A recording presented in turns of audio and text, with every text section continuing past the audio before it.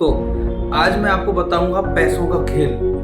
मतलब हमारे देश में अमूमन बहुत मैक्सिमम लोग मिडिल क्लास फैमिली में मैक्सिमम लोग, और कई सारे लोगों को हर रोज एक रोना होता है कि हम पैसे कमाते तो बहुत हैं लेकिन पता नहीं कहाँ जाता है, और इस कारण से कई स्थितियां खराब हैं। तो मैं आज आपको बताऊंगा पैसे का खेल।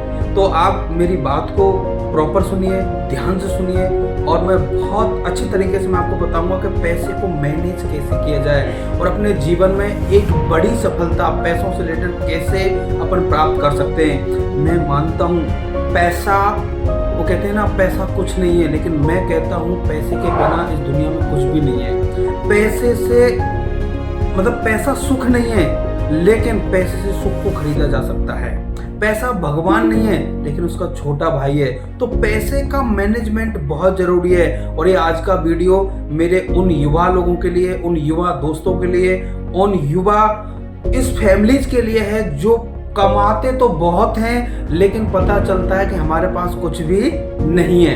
तो मेरा चैनल आप सब्सक्राइब कर लीजिए अगर नहीं किया हो, और नीचे बेल का आइकन है उसको दबा दीजिए, तो मेरी और आगे की वीडियो आपको मिलती रहेंगी। तो मैं आपको समझाऊंगा पैसे का खेल।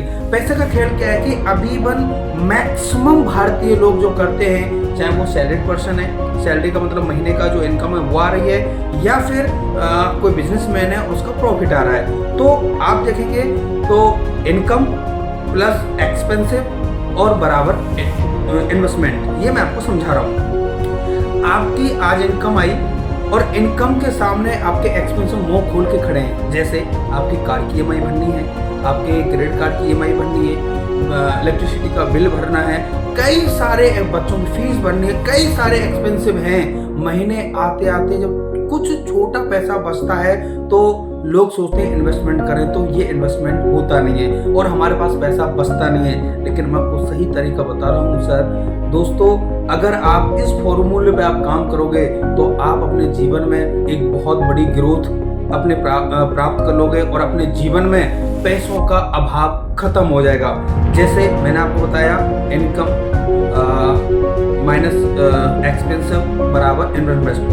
तो जो भी आपका प्रॉफिट आया है या जो सैलरी आई है, पहले आप इन्वेस्टमेंट कीजिए।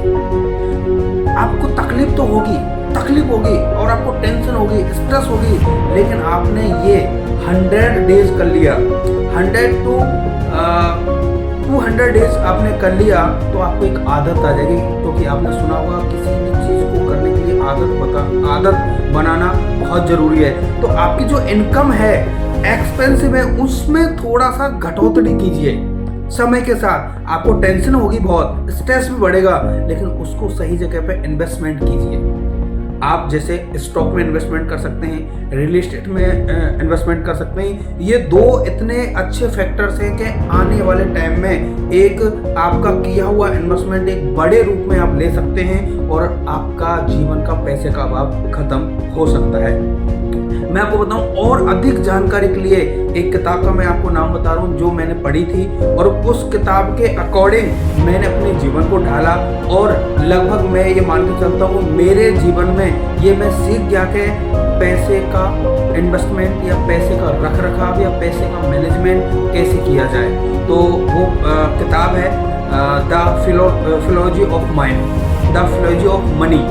ये किताब का नाम है द फिलॉसफी ऑफ माइंड। तो आप इस बुक को पढ़िए और सीखिए कि रुपए का मैनेजमेंट कैसे किया जाता है। तो दोस्तों, मैं आपको बता रहा हूँ कि अपने जीवन में जो भी कमाई है, बचाने का तरीका मैं आपको बता रहा हूँ बिल्कुल, और ये आपको करना है और आदत बनानी है। जितनी भी कमाई है उसमें से 20% आप बचत के लिए रखिए, और ये आपके लिए टेंशन दे सकता है आने वाले टाइम में, लेकिन आप इसको आदत को छोड़िए मत।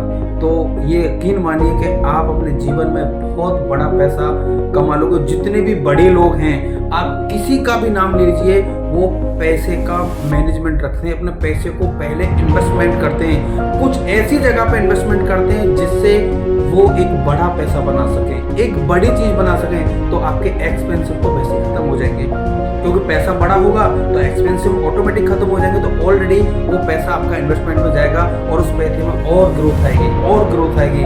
तो दोस्तों, ये फॉर्मूला पे अगर आप अपने जीवन को, अपने पैसों में ग्रोथ लाना चाहते हो तो इस फॉर्मूला पे काम कीजिए और इस किताब को जरूर पढ़िए। तो आपको क्लियरली और बहुत अंदर जाके पता चलेगा कि पैसे का मैनेजमेंट कैसे करते हैं। अगर मेरे को सुनना चाहते हैं तो आप नेक्स्ट वीडियो में मैं इसका पूरा ग्राफ आपको बताऊंगा कि पैसे का मैनेजमेंट कैसे किया जाता है। तब तक के लिए धन्यवाद।